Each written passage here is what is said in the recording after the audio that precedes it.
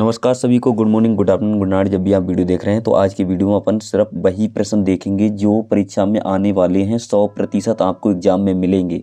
ठीक है, तो हमारा यहाँ पे प्रश्न है, शीत युद्ध से क्या अभिप्राय है? महाशक्तियाँ छोटे देशों के साथ गठबंधन क्यों करती हैं? तो शीत युद्ध क्या होता है? शीत युद्ध कोई वास्तविक युद्ध नहीं होता है। ठीक है, तो जब दो या दो से अधिक देशों के बीच भय, असुरक्षा व कूटनीति जैसी स्थिति उत्पन्न हो जाती है तो उसे शीत युद्ध की संज्ञा दी जाती है। यानी कि ये वास्तव में युद्ध नहीं होता है, ये भय असुरक्षा के कारण मतलब एक युद्ध जैसी स्थिति उत्पन्न हो जाती है, इसी को हम शीत युद्ध की संज्ञा दे देते हैं। ठीक है, इसकी विशेषताएं क्या हैं? शीत युद्ध की विशेषताएं, तो अमेरिका तथा सोवियत संघ दोनों के पास परमाणु हथियार थे तथा दोनों गुट सैनिक गठबंधन किए हुए थे। तो यानी कि दोनों गुट जो हैं अपने अपने सैनिक गठबंधन किए थे और दोनों के पास परमाणु हथियार थे। तो दोनों के बीच क्या था? भय, असुरक्षा जैसी मतलब स्थिति उत्पन्न हो गई थी, इसी को हम शीत युद्ध के नाम से जानते थे। दूसरी विशेषता ये थी, इस समय नाटो वार्सा संधि संगठनों का निर्माण हुआ। यानी कि अमेरिका ने नाटो की स्थापना की तो सोवियत संघ ने वार्सा की, ये दूसरे से मुकाबला करने के लिए। ठीक है, उसके बाद है, महाशक्तियाँ छोटे देशों के साथ सैन्य गठबंधन क्यों करती हैं? सैनिक गठबंधन, सैन्य गठबंधन का मतलब होता है सैनिक गठबंधन, तो हथियार व सेना संचालन के लिए करती हैं, है ना। तो महाशक्तियाँ छोटे देशों के साथ गठबंधन इसलिए करती हैं जिससे कि वे इन देशों से अपने हथियार और सेना का संचालन कर सकें। यानी कि जिस देश से ये सैनिक गठबंधन करती हैं उसी देश से ये अपने हथियार का संचालन करती हैं, हथियारों का और सैनिकों का, है ना। उसके बाद इसी में दूसरा पॉइंट है, ये पहला था, दूसरा है गुप्त सूचना व जासूसी करने के लिए। महाशक्तियाँ छोटे देशों के साथ गठबंधन जासूसी करने के लिए भी करती हैं। आर्थिक सहायता, अगली हेडिंग है, छोटे देश सैन्य गठबंधन के अंतर्गत आने वाले सैनिकों को अपने खर्च पर अपने देश में रखते थे जिससे महाशक्तियों पर आर्थिक दबाव कम पड़ता था। ये भी प्रश्न काफ़ी महत्वपूर्ण है, तो परीक्षा की घड़ी में अंतिम समय में इन प्रश्नों को जरूर से पढ़ करके जाएं। क्यूबा मिसाइल संकट क्या था? ये काफ़ी महत्वपूर्ण प्रश्न है। ठीक है, तो क्यूबा अमेरिका के तट पर स्थित एक द्वीपीय देश था, तो अमेरिका के पास ये स्थित है, लेकिन इसका मित्र सोवियत संघ होता है क्योंकि सोवियत संघ उसे वित्तीय सहायता देता है, धन से संबंधित सहायता देता है इसके लिए। ठीक है, 1962 में सोवियत संघ ने क्यूबा पर अपनी मिसाइल तैनात कर दी। किसने क्यूबा पर अपनी मिसाइल तैनात की थी? सोवियत संघ ने, जिससे अमेरिका नदी की निशाने पर आ गया। ठीक है, अमेरिका उसके निशाने पर आ गया था, किसके? सोवियत संघ के। ठीक है, अमेरिका कुछ भी ऐसा करने से डर रहा था जिससे दोनों के बीच युद्ध शुरू हो जाए। अमेरिका के राष्ट्रपति, जिनका नाम था कैनेडी, ने आदेश दिया कि सोवियत संघ के जहाज़ों को क्यूबा आने से रोका जाए। इस स्थिति को देखकर ऐसा लगा कि युद्ध होकर के रहेगा। सारी दुनिया इस स्थिति को देख करके घबरा गई, डर गई, यानी कि पूरी दुनिया डरने लग गई कि कहीं युद्ध ना हो जाए। लेकिन अंत में दोनों महाशक्तियाँ युद्ध को टालने का फैसला लेती हैं। इसी घटना को हम शीत युद्ध का चरम बिंदु मानते हैं या चरम बिंदु कहा जाता है। तो आई होप आपको ये क्वेश्चन समझ में आ गया होगा, ये काफ़ी महत्वपूर्ण था। ठीक है, उसके बाद हमारा प्रश्न काफ़ी महत्वपूर्ण है। अगला यहाँ पे दिया है, भारत की परमाणु नीति की विवेचना कीजिए। ये भी प्रश्न काफ़ी महत्वपूर्ण है। तो भारत ने कभी भी परमाणु हथियार का समर्थन नहीं किया, यानी कि भारत कभी नहीं चाहता था कि सारे लोग परमाणु हथियार बनाएं। ठीक है, भारत दूसरे विश्व युद्ध के समय हिरोशिमा तथा नागासाकी में हुई तबाही को भूला नहीं था। यानी कि जब परमाणु बम का प्रयोग अमेरिका ने जापान के ऊपर किया था, जापान के दो शहर हिरोशिमा नागासाकी के ऊपर परमाणु बम गिराया था, तो वहाँ बहुत ज़्यादा तबाही हुई थी।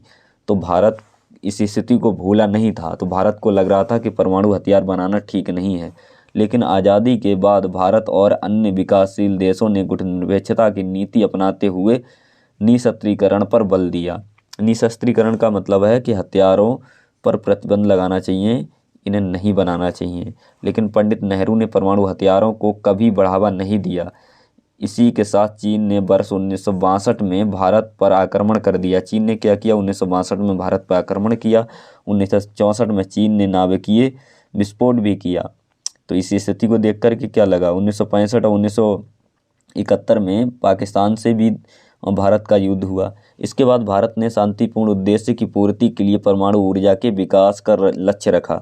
यानी कि इतने सारे युद्ध हो गए पाकिस्तान और चीन से, तो भारत को लगा क्यों ना हमें भी परमाणु ऊर्जा का विकास कर लेना चाहिए, है ना, युद्ध परमाणु बना लेना चाहिए, परीक्षण करना चाहिए। तो भारत ने इसी स्थिति को देख करके 1974 में परमाणु परीक्षण किया। भारत द्वारा किए गए इन परमाणु परीक्षणों का कारण यही था कि भारत अपने आप को सुरक्षित रखना चाहता था।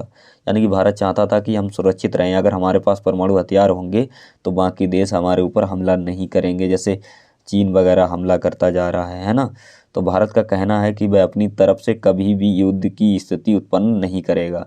यानी कि भारत ये चाहता है कि हम अपनी तरफ से युद्ध नहीं छेड़ेंगे, अगर कोई हमसे लड़ेगा तो हम छोड़ेंगे भी नहीं, है ना। लेकिन आक्रमण होने पर भारत अपनी सुरक्षा कर सके, इसलिए परमाणु परीक्षण किया। 1998 पुनः परीक्षण किया, यानी कि दोबारा। भारत की नीति ये है कि पहले युद्ध हम शुरू नहीं करेंगे।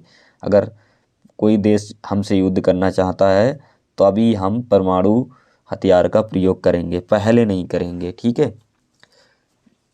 और इसी कड़ी में हमारा अगला क्वेश्चन है, काफ़ी ज़्यादा महत्वपूर्ण ये है, गुटनिरपेक्ष आंदोलन में भारत की भूमिका की विवेचना कीजिए, ठीक है। तो ये क्वेश्चन काफ़ी महत्वपूर्ण है और ये क्वेश्चन द्विगुरुत्रीय है, ठीक है। पंडित जवाहरलाल नेहरू ने एक अंतर्राष्ट्रीय स्तर के राजनेता थे। पंडित नेहरू कैसे थे? अंतर्राष्ट्रीय के राजनेता थे। पंडित नेहरू ने स्वतंत्रता संग्राम में महत्वपूर्ण भूमिका निभाई, यानी कि आज़ादी में इन्हें विशेष भूमिका निभाई थी। उपनिवेशवाद के प्रभाव को इन्होंने करीब से देखा। उपनिवेशवाद का मतलब है अंग्रेजों की सरकार को भी इन्होंने करीब से देखा था, इसलिए वह साम्राज्यवाद के घोर विरोधी थे।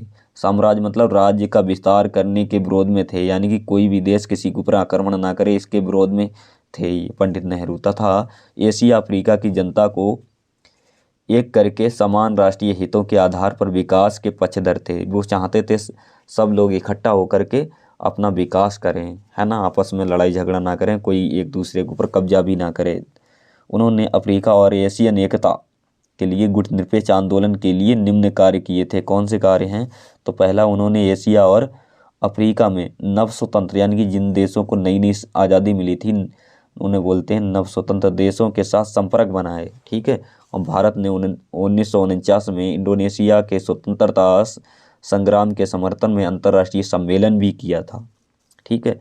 1955 में इंडोनेशिया के बांडुंग शहर में एफ्रो एशियाई सम्मेलन का आयोजन किया गया था और ये अफ्रीका और एशिया के नवस्वतंत्र देशों के साथ भारत की बढ़ती नज़दीकियों का ही परिणाम था, यह नतीजा था। यानी कि भारत ने एशिया के और अफ्रीका के देशों से मित्रता की, है ना। और इसके बाद क्या हुआ, जब बांडुंग सम्मेलन हुआ था, है ना, सम्मेलन में ही गुटनिरपेक्ष आंदोलन की नींव पड़ी। यानी कि जो बांडुंग सम्मेलन हुआ था, इसी में गुटनिरपेक्ष आंदोलन की नींव पड़ गई थी। उसके बाद गुटनिरपेक्ष आंदोलन के प्रथम सम्मेलन का आयोजन 1961 में बेलग्रेड में हुआ था। इस प्रकार गुटनिरपेक्ष आंदोलन की स्थापना में भारत की महत्वपूर्ण भूमिका रही है, या भारत ने महत्वपूर्ण भूमिका निभाई। तो आई होप आप ये भी समझ गए होंगे। मैं जल्दी इसलिए कर रहा हूँ ताकि ये वीडियो ज़्यादा लंबा ना खींचे, आपको सारे क्वेश्चन समझ में आ जाने चाहिए, ठीक है। अगला हमारा क्वेश्चन है काफ़ी महत्वपूर्ण, कि हम शाक थेरेपी क्या है, संक्षिप्त में आपको बताना है। तो ये क्वेश्चन काफ़ी महत्वपूर्ण है, शाक थेरेपी वाला, इसे पढ़ करके जाना है 100%। हालांकि मैंने ये क्वेश्चन पहले सारे पढ़ा दिए हैं, लेकिन रिवीजन करवा रहा हूँ, ठीक है, क्योंकि ये प्रश्न आने वाले हैं, वेरी मोस्ट इम्पॉर्टेंट हैं, उन्हीं को हम दोबारा से रिपीट कर रहे हैं परीक्षा के समय, अंतिम समय, ठीक है। तो इन्हें ज़रूर से पढ़ लीजिएगा, ये क्वेश्चन आने ही आने हैं, ठीक है। शाक थेरेपी, सोवियत संघ के विघटन के बाद पूर्वी सोवियत संघ के बड़े देशों को अब समाजवाद व्यवस्था को छोड़कर पूंजीवाद व्यवस्था अपनाने की सोचने लगे। यानी कि जो सोवियत संघ में जो देश शामिल थे, तो सोवियत संघ टूट जाता है, तो पूर्वी सोवियत संघ के जो बड़े देश होते हैं वो समाजवाद व्यवस्था को छोड़ करके अब पूंजीवाद व्यवस्था अपनाने की सोचने लगे हैं। जैसे कि अमेरिका पूंजीवाद को अपनाकर अपने आप को आर्थिक तथा राजनीतिक रूप से मजबूत कर रहा है, और ऐसा हम भी करेंगे। तो रूस, मध्य एशिया के गणराज्य और पूर्वी यूरोप के देश में भी पूंजीवाद के लिए एक विशेष मॉडल अपनाया गया। तो यानी कि रूस के भी जो पूर्वी सोवियत संघ था, उसने भी यानी कि विकास के लिए ये पूंजीवाद का मॉडल को अपना लिया, ठीक है। विश्व बैंक और अंतर्राष्ट्रीय मुद्रा कोष द्वारा निर्देशित इस मॉडल को शाक थेरेपी का नाम दिया गया, शॉक थेरेपी के नाम से कहा गया, जाना गया। ठीक है, अर्थात इसका मतलब होता है आघात पहुंचा कर उपचार करना कहा गया। ठीक है, शॉक थेरेपी के परिणाम क्या हुए? शॉक थेरेपी से पूरी अर्थव्यवस्था तहस नहस हो गई, बर्बाद हो गई। उसके बाद जनता को बर्बादी की मार झेलनी पड़ी। रूस में पूरा राज्य नियंत्रण, औद्योगिक ढांचा चरमरा गया। महत्वपूर्ण उद्योग को कम से कम दामों में बेचना पड़ा, यानी कि जो महत्वपूर्ण उद्योग थे वो ऐसी औने पौने दामों में बिक गए थे। शॉक थेरेपी को इतिहास की सबसे महंगी गर्म सेल कहा गया, यानी कि सबसे बड़ी गर्म सेल कहा गया। ठीक है, तो यानी कि इस समय चीज़ें महंगी हो गई। सामूहिक खेती की प्रणाली ख़त्म हो गई थी। पहले मतलब जो व्यवस्था थी सोवियत संघ में सामूहिक खेती, वो वाली व्यवस्था अब ख़त्म हो चुकी थी। ठीक है, उसके बाद इसी में सोवियत प्रणाली से क्या अभिप्राय है, ये क्वेश्चन भी हमारा इम्पोर्टेंट है, तो इसकी भी रिवीजन कर लेते हैं। हालांकि मैंने पहले तो पढ़ा दिया था। हेडिंग बना करके आंसर लिखना है आपको। ठीक है, तो सोवियत प्रणाली का आशय समाजवाद व समाज की भलाई पर आधारित साम्यवादी शासन व्यवस्था से है। इस प्रणाली को सन 1917 में रूस की समाजवादी क्रांति के बाद अपनाया गया। ये क्रांति पूंजीवादी व्यवस्था के विरोध में हुई थी, यानी कि ये पूंजीवादी व्यवस्था के विरोध में हुई थी। ठीक है, पूंजीवाद मतलब पैसे वाली दुनिया के विरोध में, अमेरिका वाली व्यवस्था के विरोध में हुई थी। सोवियत प्रणाली की विशेषताएं कौन कौन सी थी? इसमें राज्य व पार्टी की संस्थता को अधिक महत्व दिया गया था, यानी कि एक ही पार्टी का शासन था। इसमें सोवियत प्रणाली में केवल कम्युनिस्ट पार्टी का शासन था।